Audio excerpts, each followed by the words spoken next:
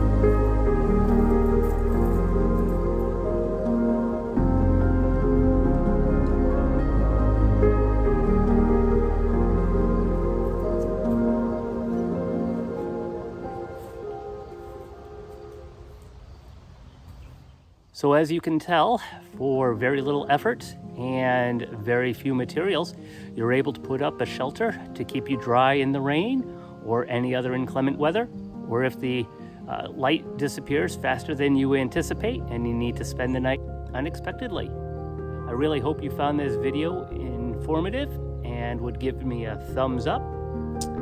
And if you wanted to support me in my endeavor to bring you videos such as this, I really would appreciate it if you would join Paul's Wanderings as a member. I'll leave a link to the memberships here where you can learn more.